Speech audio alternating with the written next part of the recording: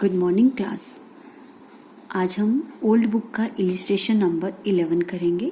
नई बुक में आप देख लीजिएगा, L&M का है। L&M were partners in a firm sharing profits in the ratio of 2:3. On 28th February 2016, the firm was dissolved. firm बंद हो रही है।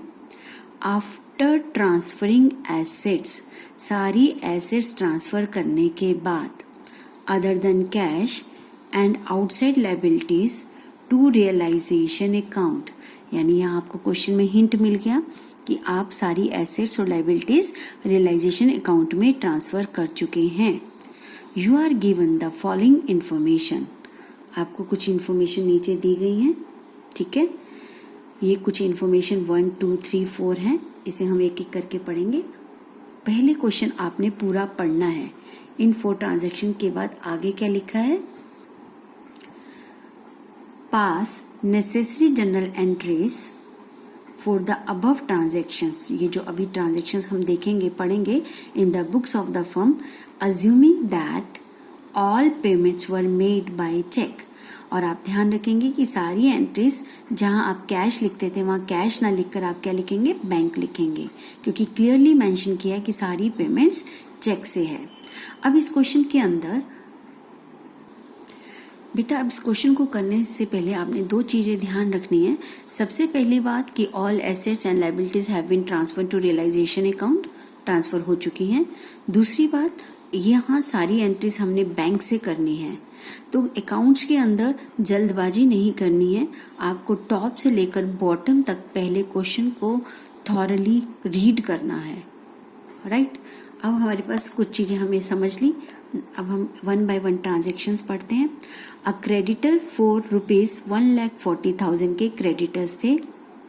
एक्सेप्टेड बिल्डिंग वैल्यूड एट ₹1,80,000, उन्होंने अपने पैसे के बदले में बिल्डिंग ले ली 1,80,000 की। And paid to the firm, अब बिल्डिंग की वैल्यू तो ज्यादा थी तो उन्होंने फर्म को वापस किए, पेड टू द फर्म 40,000 रुपए, 40,000। क्रेडिटर्स ने अपनी 140 के लिए एक्सेप्ट की 180 और फर्म को वापस किया 40,000 रुपए।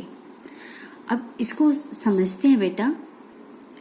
सबसे पहली बात क्वेश्चन में लिखा है कि सारी एसेट्स और लायबिलिटीज ट्रांसफर हो गई हैं। एक बार थोड़ा सा रिवाइज कर दूं मैं आपको।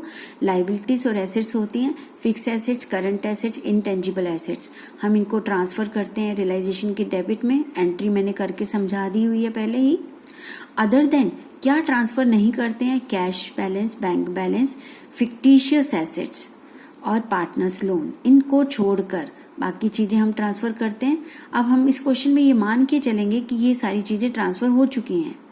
और आउटसाइड लायबिलिटीज में अदर देन पार्टनर्स लोन को छोड़कर, क्योंकि पार्टनर्स का जो लोन है वो हम आउटसाइड लायबिलिटी में कंसीडर नहीं करते हैं, हम रियलाइजेशन के बाय में ट्रांसफर कर देते हैं। तो ये काम तो हो चुका है, ऐसा क्वेश्चन कह रहा है। अब क्वेश्चन में ये लिखा है कि आपके जो क्रेडिटर्स थे, सपोज आपने क्रेडिटर्स थे 1,40,000 के, ठीक है।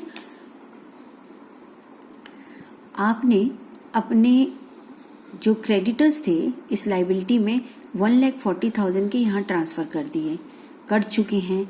ये एसेट्स भी, मशीनरी भी ट्रांसफर हो चुकी है। क्वेश्चन में हमें ये सिर्फ करना है कि अगर कोई लायबिलिटी सेटल हो रही है, इन क्रेडिटर्स ने क्या लिया? 180, तो इन क्रेडिटर्स की पेमेंट में हम यहाँ पर लिखेंगे 180। और यहाँ 180 जो हमारी बिल्डिंग मशीन थी वो एज इट इज क्रेडिटर के पास चली गई। जब ये रियलाइज होगी तो यहाँ 180 आ गया। 140 के बदले में क्रेडिटर्स को मशीन गई, ठीक है। तो realization account debit to creditors लिख देंगे हम। क्रेडिटर्स, यहाँ पर भी क्रेडिटर्स आ गए ये वाली।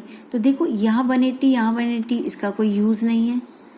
जब कोई लायबिलिटी, कोई एसेट्स टेक ओवर कर रही है तो हमें कोई यूज नहीं है। हाँ, इसमें एक चीज है कि क्रेडिटर्स मशीन लेने के बाद फर्म को वापस कर रहे हैं 40,000 रुपए, तो फर्म के पास आ रहा है 40,000 रुपीज। तो बैंक अकाउंट डेबिट 40,000 रुपए टू रियलाइजेशन अकाउंट, क्योंकि हमारे पास उस एसेट के बदले में 40,000 एक्स्ट्रा आ रहा है, प्रॉफिट हो रहा है। तो रियलाइजेशन अकाउंट में इसकी पोस्टिंग में बाय यहाँ पर आ जाएगा, by realization by bank account, realization में लेजर पोस्टिंग करोगे तो बाय बैंक। तो क्वेश्चन हमारे से सब ये नहीं मांग रहा, ये तो मैंने आपको समझाने के लिए बताया है। क्वेश्चन सिर्फ जर्नल एंट्री कह रहा है। एक बार दोबारा से ट्रांजैक्शन पढ़ते हैं। Creditor for ₹1,40,000 accepted building valued at ₹180। एक तरफ हमारी 180 की बिल्डिंग चली गई, 140 के क्रेडिटर्स भी सेटल हो गए। जब कोई लायबिलिटी किसी एसेट से सेटल हो जाती है तो हम अपनी बुक्स में कोई एंट्री नहीं करते हैं। ये बात मैंने आपको थ्योरी में समझाई थी। लेकिन यहाँ इस केस में क्रेडिटर फर्म को 40,000 रुपये वापिस दे रहा है, तो बिजनेस के पास तो 40,000 आ रहा है, बैंक अकाउंट डेबिट टू, नहीं देता तो ना देते, लेकिन आ रहा है तो बिजनेस को प्रॉफिट हो गया, तो bank account debit to realization account, ये इसकी जर्नल एंट्री हो। Bank account debit to realization account, ठीक है। Now transaction number 2, a second creditor, अब एक और क्रेडिटर है ₹30,000 का, यानी 30,000 का क्रेडिटर है, वो ट्रांसफर हो चुका है।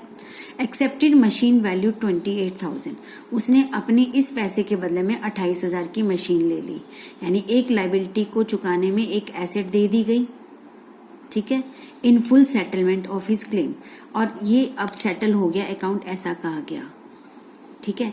तो फंडा क्या है, when a liability is settled by giving an asset then there will be no entry in the books of the firm, कोई एंट्री नहीं करते हैं। लेकिन आपको मैं समझाती हूँ पहले इसको। अब देखिए, आपके रियलाइजेशन में यहाँ क्रेडिटर उतार लिए थे बैलेंस शीट से 30,000, यहाँ पर मशीन उतार ली 28,000। अब इस 28,000 की मशीन को रियलाइज यहाँ करना था, रियलाइज करने में आपके पास कोई कैश नहीं आ रहा, बल्कि ये क्रेडिटर के पास जा रहा है, तो यहाँ आप क्या लिखेंगे, क्रेडिटर CR। अब इस क्रेडिटर को पे करने में कोई कैश नहीं जा रहा, इसके बदले में हम इसको क्या दे रहे हैं, सेटल कैसे कर रहे हैं, ये एसेट देकर 28,000 की, ये भी क्रेडिटर के पास जा रही है, ठीक है। अब यहाँ पर भी 28,000, यहाँ पर भी 28,000, तो इसका इस अकाउंट के ऊपर तो कोई इफेक्ट नहीं पड़ेगा। तो जब किसी अकाउंट का इसके ऊपर इफेक्ट नहीं पड़ रहा, ये आपस में ही सेटल्ड हो रहे हैं, तो हमें यहाँ पर कोई एंट्री करने की जरूरत नहीं है, इसलिए मैंने इसको क्रॉस कर दिया। तो हम अपनी बुक्स में क्या लिखेंगे, नो एंट्री। रीजन क्या लिख दे रहे हैं, इसमें रीजन भी बताना होगा। तो when a liability is settled by giving an asset then there will be no entry in the books of the firm, ठीक है, ये ध्यान रखेंगे आप।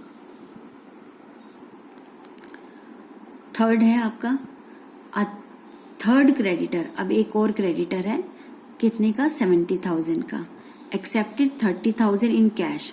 अब इस पैसे के बदले में हमें उसे पे करना पड़ा 30,000 रुपये, क्योंकि उसने 30,000 कैश एक्सेप्ट किया, and investment of the book value of ₹45,000, और इस कैश भी लिया और 45,000 की हमारी इन्वेस्टमेंट भी ले गया, ठीक है, in full settlement of his claim.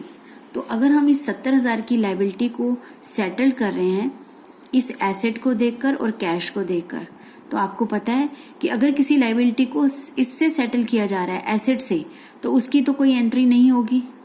हम सिर्फ क्या करेंगे, हम कहेंगे कि हमारे इन दोनों को कुछ नहीं दिखाना, हम सिर्फ 30,000 कैश दे रहे हैं, तो हमारी बुक्स में एंट्री सिर्फ 30,000 पेमेंट की होगी, जो कैश उस क्रेडिटर को दिया जा रहा है। अब इस पॉइंट को समझिए, बैलेंस शीट से ये क्रेडिटर उतारे, बैलेंस शीट से ये आपकी इन्वेस्टमेंट रियलाइजेशन अकाउंट में उतर चुका है।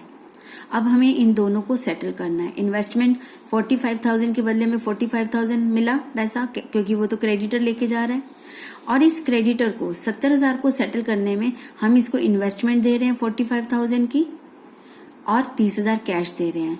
जब ये 45 इधर आ गया, तो इसकी कोई एंट्री नहीं करेंगे बुक्स में, हमें सिर्फ इसको बैंक पैसा देने की एंट्री करनी है फर्म को, क्रेडिटर्स को, वो भी रियलाइजेशन के थ्रू।